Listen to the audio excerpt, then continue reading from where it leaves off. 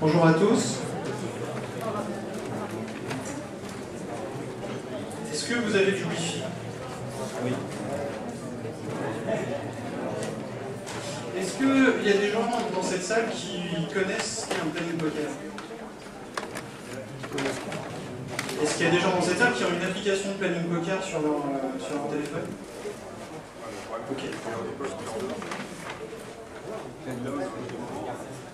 Alors, vous l'avez peut-être vu dans le descriptif, cette session est interactive. En fait, c'est une session dont vous êtes les héros. Moi, je ne suis que la marionnette. Et comme un bon agiliste, c'est toujours un mec qui est un petit peu fondu des post-it. Je vais vous demander de prendre 2 post-it, 2, 3, pas plus pour que tout le monde en ait. Ou alors, si vous arrivez à choper du Wi-Fi et récupérer une de ces applications-là, jusqu'à un moment donné, vous aurez adopté. Donc je me présente, je m'appelle Romain Couturier, je suis formateur agile, j'ai monté ma structure en début d'année. Je suis coach agile, c'est-à-dire que j'accompagne les entreprises à la mise en place de l'agilité. Et quand je ne fais pas d'agilité la journée, j'en fais dans une asso qui s'appelle le Club Agile Rhône-Alpes. On fait une réunion. Alors, si vous voulez, tous les slides seront sur SlideShare après la session. Là, vous aurez la vraie version. Donc, je fais partie du Club Agile Rhône-Alpes, donc on fait une session d'évangélisation de l'agilité tous les premiers mardis du mois. Là, en ce moment, on est en vacances, donc rendez-vous en septembre. Et puis, peut-être que parmi vous, il y en a qui ont vu Mixit. Donc, Mixit, c'est la conférence Java et Agilité qui se déroule au mois d'avril. Ça, c'est pour la promo. Alors, j'ai la chance aujourd'hui de faire partie d'une communauté. Je connais moins la vôtre, communauté web. Et la communauté agile, on partage énormément. C'est-à-dire on partage la façon dont on fait les projets, dont on développe les projets. Peut-être déjà pour m'aider à avancer, est-ce que vous pourriez tous vous lever?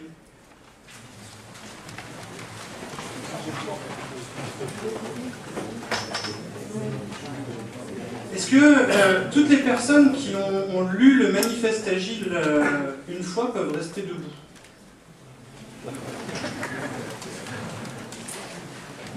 Ah ouais.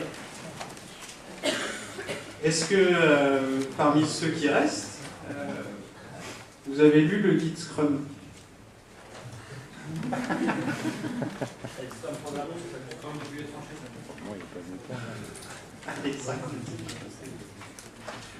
Ok.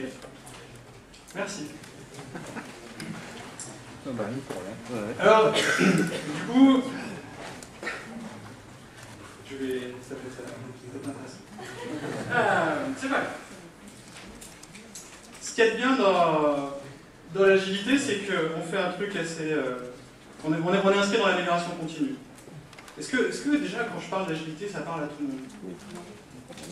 En fait, ouais, je ne vous ai pas prévenu, mais c'est pas une session où je vais vous présenter Scrum.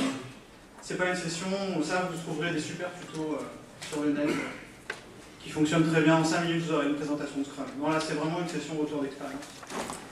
En fait, cette session, elle est prévue en 1 heure à la base. Et je me suis rendu compte que j'avais que 25 minutes, mais je m'en suis rendu compte qu'hier soir. Donc si j'avais eu 1 heure, je vous aurais parlé de comment j'ai démarré mes projets. Je suis sorti de l'école il y a 10 ans. Ça ressemblait à peu près à ça. Je ne sais pas vous à quoi ça ressemble aujourd'hui, mais quand j'ai démarré chez un éditeur logiciel qui vendait des softs à plusieurs millions d'euros, et que je faisais des projets comme ça, ça ne m'a pas beaucoup changé de la start-up que j'ai rejoint un petit peu après, où je faisais des applications mobiles. J'étais directeur technique à cette époque-là et...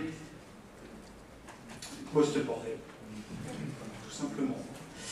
Et puis un jour, je suis tombé sur ce livre blanc, Scrum et XP depuis les tranchées. Et là, ça a tout changé. Ça a été la révélation. La révélation parce que dans ce bouquin, j'ai trouvé des concepts que j'ai pu commencer à appliquer avec mon équipe. Des trucs qui s'appellent Scrum, XP, c'était complètement extraterrestre. Et très vite, en mettant en place ces nouveaux modes de fonctionnement, des itérations, des daily meetings, des rétrospectives, j'ai commencé à avoir des résultats assez palpables sur la réactivité. J'avais des équipes auto-organisées. Moi, en tant que manager, j'ai commencé à déléguer. ça m'a fait un bien énorme.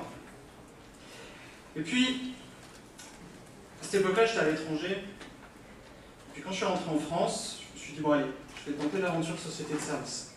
On va rigoler. Il y en a peut-être qui sont dans des agences, non, ici? Je sais pas. C'est assez similaire. Donc la première chose qu'on vous dit en société de service, quand vous êtes chef de projet, c'est tu respectes le coût, tu respectes le périmètre et tu respectes le délai. Je venais du monde Java, là je tombe dans le monde .NET. Donc la seule chose que j'avais à offrir, c'était l'agilité. Donc agilité et cette façon de gérer des projets, ben, j'ai souffert. Alors heureusement pour moi, j'ai eu un premier client qui m'a demandé, un premier client anglo-saxon, qui m'a demandé à travailler en agile. Il m'a explicitement dit, voilà, à partir de maintenant, et c'est contractuel, tu feras une démonstration du soft tous les mois, et ce pendant 3 mois. Alors moi j'étais super content. Mon équipe était beaucoup moins. Alors on a commencé à mettre en place des outils simples de management visuel. Je ne sais pas si vous utilisez des post-it. Moi, mon management visuel, quand j'ai commencé à utiliser des post-it, je me sentais un petit peu timide. Franchement, j'avais un petit peu honte, alors ça ressemblait à peu près à ça. C'est-à-dire un grand mur avec un tout petit peu d'information. En me disant, mais tout le monde la voit cette information. Et puis après, les choses sérieuses ont commencé. Donc je me suis dit, bon, ça suffit là, je vais commencer à réellement m'équiper. Donc comme pas mal de monde, je me suis dit, je vais me faire certifier, comme ça au moins j'aurai le tampon. Ce qui n'a servi à rien. Parce que les certifications ne servent à rien, et encore plus celles qui sont agiles. Ouais, je suis désolé en fait, j'ai un chrono de 20 secondes sur chaque support et je me suis trompé. Et puis j'ai acheté ces 2 bouquins. Ces 2 bouquins que je peux que vous encourager à les lire si ce n'est pas déjà fait, qui sont 2 bibles. Dans la Bible des praticiens agiles, il y a ces 2 ouvrages-là à avoir, minimum, où on vous explique comment on estime et on planifie en agile, et comment est-ce qu'on écrit des histoires utilisateurs. L'histoire utilisateur, pour ceux qui ne savent pas, c'est l'équivalent des spécifications fonctionnelles, mais version agiliste sur un post-it. Et donc, du coup, j'ai découvert, sur cette nouvelle mission, j'ai eu la chance de pouvoir écrire mon premier backlog. Je ne sais pas, backlog, ça parle à des gens. Un backlog, c'est une liste dans laquelle on pose des histoires utilisateurs.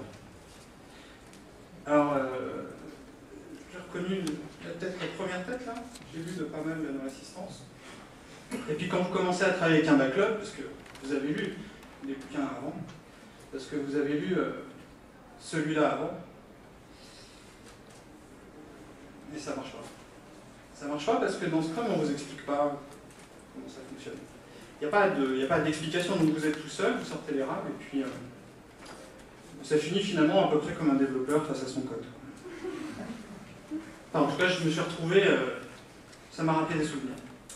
Bon, malgré tout, j'ai quand même, malgré la douleur, malgré les difficultés, on y arrive. C'est-à-dire qu'en poussant un peu, quand on arrive à fonctionner en mode itératif incrémental, on arrive à sortir quelque chose, on arrive à satisfaire les clients, on arrive à avoir un petit peu de cette touche agile, on sent que les choses changent. Puis j'ai attaqué mon premier gros projet. Projet simple, un projet de refonte, un applicatif de 10 ans avec une grosse équipe. Et souvent les retours d'expérience qu'on vous donne sur Scrum, c'est des petites équipes. Et Scrum à grande échelle, il y a peu de retours d'expérience, il y a peu de boîtes qui communiquent. Et quand vous êtes en société de service et que vous êtes sur un gros projet, là où sur des petits projets on vous laisse faire le petit Scrum Master, on vous laisse distribuer des post-it comme ça, mais quand on est face à des clients avec plusieurs millions d'euros, tout de suite il y a une espèce de rigidité ambiante. Et donc vous marchez sur des œufs. Il faut jongler entre votre rôle de Scrum Master, votre rôle de chef de projet, et du coup vous perdez un petit peu les pédales. Si j'avais 1 heure, je vous aurais parlé après de mon autre expérience, comment après dans ma société de service, une fois que j'ai réussi à convaincre mon management, j'ai réussi à diffuser l'agilité, enfin, entre guillemets, diffuser, dans les différentes agences de cette société. Et puis, si j'avais eu 1 heure, je vous aurais parlé du contrat agile. Je ne sais pas s'il y en a qui ont essayé de contractualiser en agile. Mais quand on est en société de service, la première chose qu'on vous demande, c'est très bien ton truc, mais maintenant on va le vendre. Et dans le manifeste agile, c'est la deuxième valeur du manifeste, c'est la relation cliente plutôt que la négociation contractuelle. Donc là, il y a un truc. Et puis plus récemment, si j'avais une heure, je vous aurais parlé de comment j'ai démarré dans une nouvelle startup de zéro, de rien. Pas une ligne de code, on n'avait même pas des tables et des chaises, donc on est parti de rien. Et le management visuel a un petit peu plus évolué, il y a un peu plus de post-it sur les murs. Alors, dans toutes ces expériences, dans toutes les expériences que je vous propose de partager aujourd'hui, il y a un point commun. Et ce point commun, c'est l'application de Scrum. Scrum a toujours été un point de départ, pour moi, dans la mise en place de l'agilité. Donc je ne vais pas vous expliquer ce qu'est Scrum, ce n'est pas l'objectif de la session. Par contre, je vais vous laisser faire vos courses. C'est-à-dire qu'à partir de maintenant, quand on a 25 minutes pour faire un atelier, j'avais le choix entre vous parler d'une version de Scrum, mais Scrum c'est un sujet tellement vaste que c'est impossible. Alors, ce que je vous propose, c'est de choisir. Si pendant les quelques minutes pendant lesquelles je vous ai présenté rapidement mon parcours et les différentes expériences à partir desquelles je vais m'appuyer pour pouvoir vous parler juste après, vous avez pu télécharger l'application Planning Poker, ou pas. Normalement, il y a la solution B, il y a le plan B. Le plan B, c'est le post-it. Alors, comment ça fonctionne? C'est très simple. Normalement, dans votre sac, on vous a remis un stylo, je crois. Prenez un post-it, prenez un sac. Je vous laisse à peu près... Je vais vous présenter les différentes sessions, et puis chaque session dure quelques minutes, je vous rassure. Alors, on va faire une présentation en mode agile, c'est-à-dire qu'un bon projet, moi j'arrive, voilà, ça c'est tout ce que je peux vous proposer. Et comme dans tous les projets, vous n'aurez pas tout. Vous n'aurez pas tout, donc il va falloir faire des choix, et comme vous êtes suffisamment nombreux, c'est vous qui allez définir où sont vos priorités aujourd'hui par rapport à ce planning. Ça va? Alors, ce dont on peut parler aujourd'hui, c'est que fait un product owner? C'est quoi ce rôle décrit dans Scrum? Le responsable produit, le responsable métier, le propriétaire du produit littéralement en français. Qu'est-ce qu'il fait? Je vous répondrai si vous choisissez la session. Est-ce qu'il y a des Scrum Masters dans la salle? D'accord. Bon. Je suis Scrum Master et maintenant, qu'est-ce qu'un Scrum Master? Pareil, un rôle relativement flou en Scrum. Qu'est-ce qu'on y fait? Qu'est-ce qu'on n'y fait pas? Est-ce que c'est un chef de projet ou pas? Je sais pas. Enfin, je sais, mais on verra tout à l'heure. Contractualiser en Scrum, si ça intéresse des gens qui veulent savoir comment on vend du Scrum. L'excellence technique, ou comment Scrum ne nous donne aucun élément technique. Qu'est-ce qu'on fait avec des développeurs qui travaillent en Scrum? Comment ça fonctionne? Quels sont les points d'accroche? L'estimation et la planification. Scrum ne décrit pas grand-chose là-dessus. Donc comment est-ce qu'on fait de l'estimation et de la planification en Scrum? La transition. Si vous prévoyez de déployer Scrum chez vous ou si vous êtes déjà en cours de déploiement de l'agilité. Gérer son backlog. Donc, si vous ne savez pas ce qu'est un backlog, voilà, en gros c'est comment gérer ses spécifications fonctionnelles en agile, en Scrum. Amélioration continue et rétrospective. Un vaste sujet. Comment est-ce qu'on s'améliore? Comment est-ce qu'on améliore les pratiques méthodologiques, les pratiques humaines quand on fait des projets, qu'ils soient web, client lourd, ce qu'on veut. Et puis, dernière question, Scrum est-il un outil? Est-ce que Scrum est un framework, on le prend et on glisse, on l'installe, on le déploie dans une organisation? Comment ça se passe? Alors, vous voyez que sur chacun de ces sujets, j'ai affiché un numéro. Donc, si vous n'avez jamais, si vous ne comprenez pas ce que je suis en train de dire avec Poker Planning, ces chiffres-là ne vous diront absolument rien. Vous aurez peut-être juste reconnu une suite de Fibonacci, et encore, elle est partielle. Donc je ne vous demande pas forcément de comprendre, je vous demande juste de voter, donc c'est simple. Vous allez tous brandir un post-it, si vous avez envie de jouer le jeu, bien évidemment, sinon tout mon jeu s'écroule. Je compte sur vous. Voilà, je vous laisse 10 secondes. 10 secondes, vous notez votre numéro. Dans 10 secondes, vous levez. Alors, ceux qui sont au fond, il va falloir écrire très très gros, très très large, parce que sinon je ne vois pas. Et en gros, je vais collecter ce que je vois, et je partirai sur la session.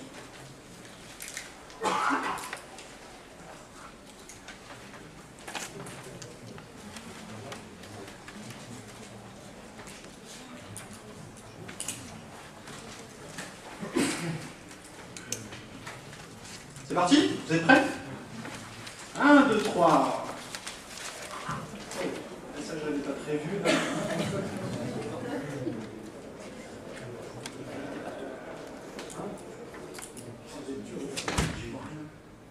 Je vois pas mal de 8, je vois pas mal de 5. Je vois quand même un 8, ouais. Plus de 8.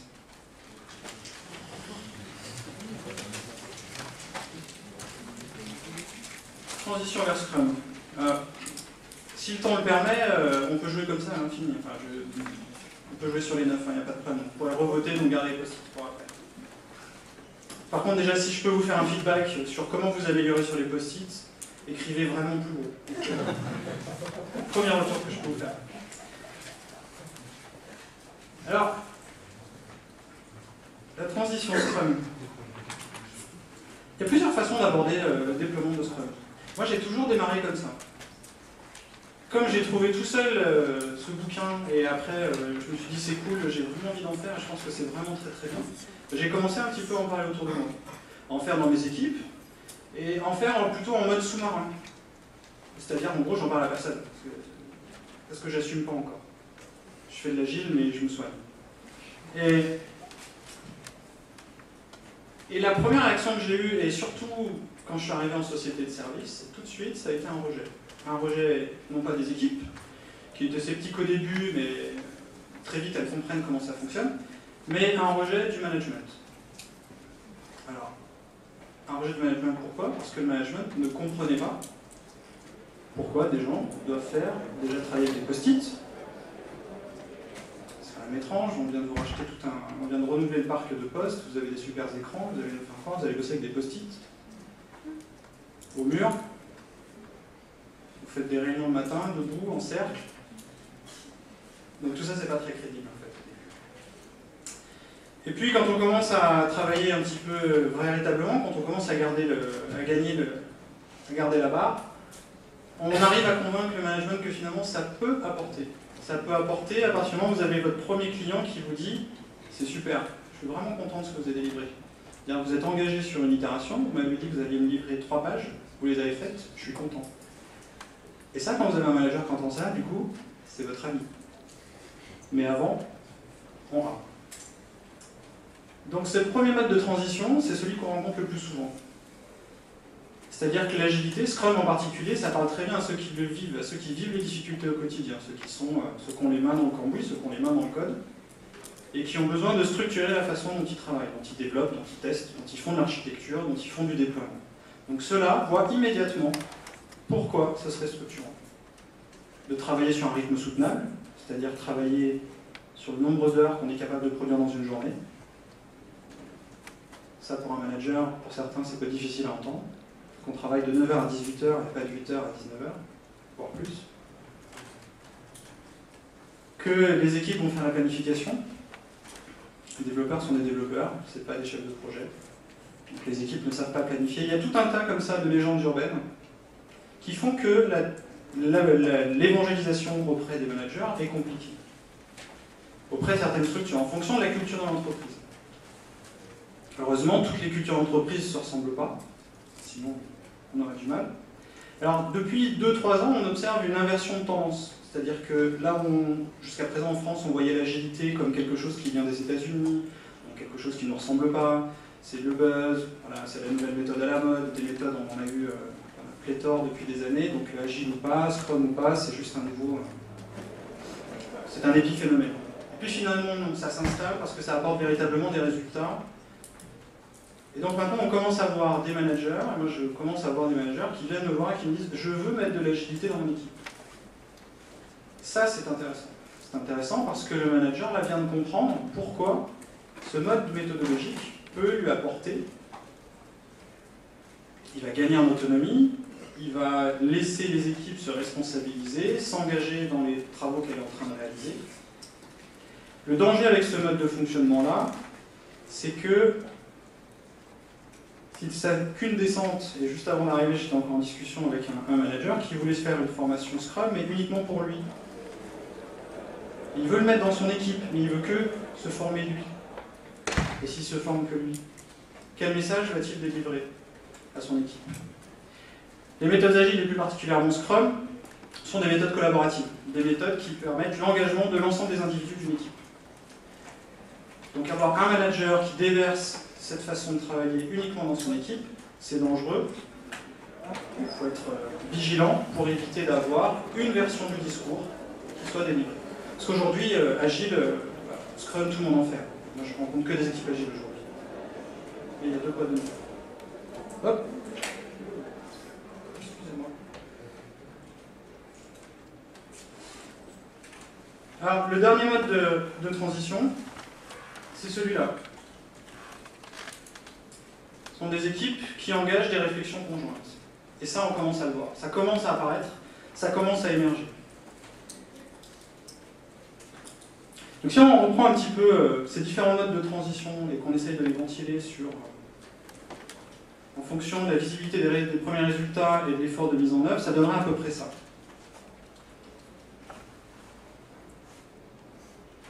Moi, quand je suis rentré dans la société de service en 2008, ça m'a pris 1 an et demi pour aller convaincre mon manager de véritablement continuer à mettre de l'agilité, à en faire et à en parler aux clients. C'est-à-dire que c'était plus simplement quelque chose qu'on faisait dans le coin, c'est quelque chose qui était valorisant. Valorisant pour la démarche, valorisant pour le produit, valorisant pour ce qu'on est en train de développer. Et ça, c'est long. Et finalement, quand on regarde un petit peu les différents rôles qui sont représentés dans une organisation, vous avez le DG, tout là-haut, les grands décideurs, les visionnaires, ceux qui sont tout en haut de la pyramide de l'entreprise. Ceux-là, quand vous leur parlez d'agilité, ça ne leur parle pas. Ouais, mais j'ai démarré 10 minutes de retard.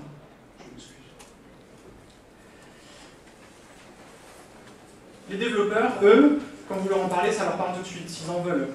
Je n'ai pas une équipe aujourd'hui qui ne veut pas fonctionner en agilité. C'est même aujourd'hui un vrai vecteur de recrutement. C'est-à-dire qu'aujourd'hui, je recrute des équipes parce que je propose de l'agile. Et ça, c'est une vraie proposition de valeur dans un cadre d'équipe. Et en fait, le vrai facteur clé, c'est lui, c'est le manager.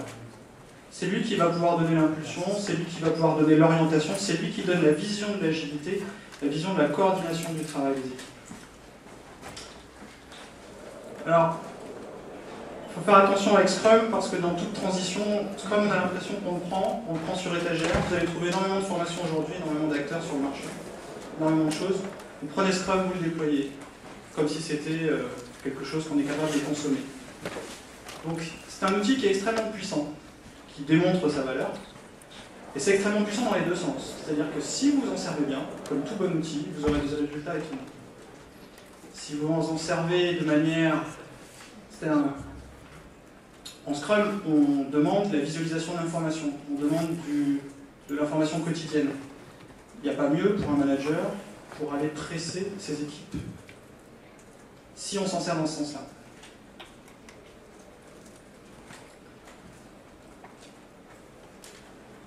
On a peut-être le temps pour faire une deuxième session. C'est des sujets que je fais volontairement court, je suis désolé. Chaque thème, en fait, fait l'objet d'une session à part d'une heure. Donc je fais vraiment la version concentrée. Si vous êtes d'accord, on peut faire une dernière.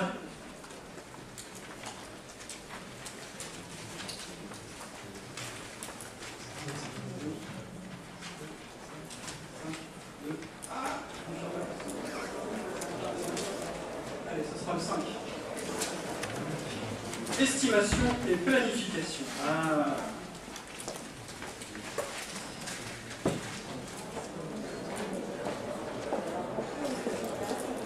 Vous en faites? Moi, la première chose qu'on m'a demandé, qu'on m'a mis dans les mains quand je suis arrivé dans cette société de service, en fait, même à l'école, en fait, tout de suite, on m'a éduqué avec ça. Tiens, prends un gant, tu vas faire des projets. Alors, Wikipédia, Gantt, ok. On apprend les relations start to finish, finish to start. On fait notre premier projet qu'on met 3 jours à faire, on est content. Qu'est-ce qu'on est content quand on a fini le planning, jusqu'à ce qu'il soit mort, jusqu'à ce qu'il soit déjà périmé. Et ça, généralement, c'est quand on l'a terminé, justement.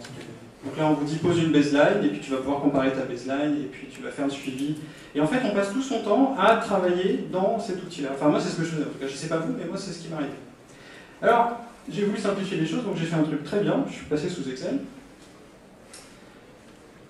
Alors ça, c'était au début. Et puis quand je suis arrivé, quand je suis arrivé en Agile et que j'ai commencé à regarder un peu ce que proposait l'Agile en termes d'estimation et de planification, et là je vous renvoie sur les bouquins que je vous ai présentés au début, ça ressemble plutôt à ça.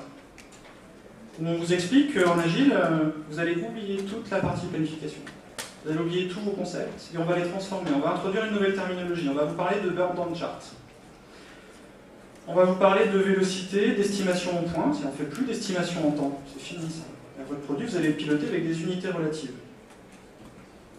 On va vous parler de burn down de release, de planning variable. Le planning est variable. Donc tout ça, ça fait l'effet vraiment d'un bulldozer.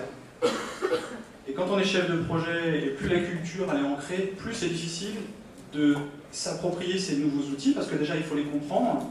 Et le premier réflexe naturel, ça va être d'essayer de faire le parallèle entre ces nouveaux outils et les anciens. Et là, c'est encore plus dur. Souvent, le retour que j'ai quand on parle d'agilité, on me dit en agile, l'agilité, tu me fais bien rigoler, mais c'est quand même bien le bordel, c'est le chaos ton truc. Tu dis à des gens de faire ce qu'ils veulent, quand ils veulent, ils travaillent en auto-organisation, il n'y a plus de chef, la planification, on ne la voit pas, il n'y a pas de Gantt, comment tu t'engages plus sur le périmètre, il est variable. Enfin, effectivement, c'est un projet à géométrie variable. Alors, ça ne veut pas dire qu'on ne peut pas réinternaliser un ensemble de disciplines, comme la planification. Si on se pose la question de que veut un chef de projet aujourd'hui, qu'est-ce qu'il veut?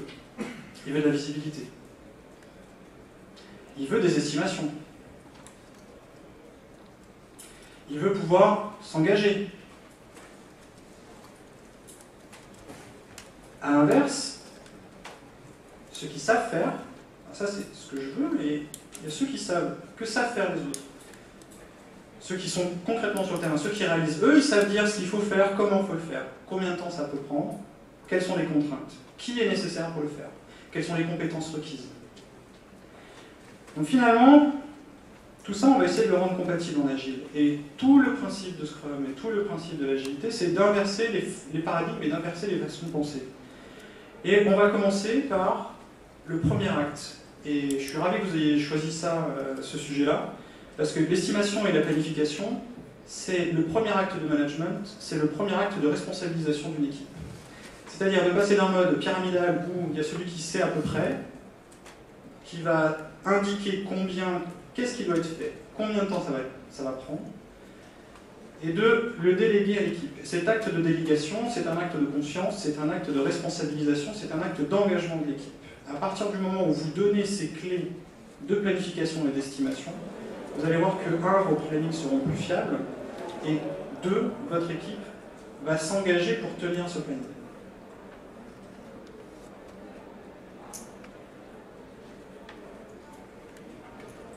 Moi, je peux continuer tout l'après-midi. En plus, je sais qu'il n'y a pas de session derrière. Donc, ceux qui veulent rester, on peut continuer. Ce sera avec plaisir. S'il y a des gens qui veulent rester avant que vous sortiez de la salle, je vous demande un exercice. Parce que moi aussi, j'ai besoin de votre feedback sur la session. Je vous le dis parce que vous pouvez sortir, vous êtes libre de sortir quand vous voulez. Je vais vous demander, sur ce graphe-là, de positionner une marque avec votre stylo sur ce graphe. Voilà, vous m'indiquez entre le fun et la valeur, où est-ce que vous situeriez cette session. Moi, ça m'aide pour savoir. Voilà. Faites-le en votre âme et conscience. J'ai besoin de votre feedback pour savoir comment m'améliorer moi aussi dans mes retours. Tous ceux qui veulent rester, on prend un autre sujet avec grand plaisir.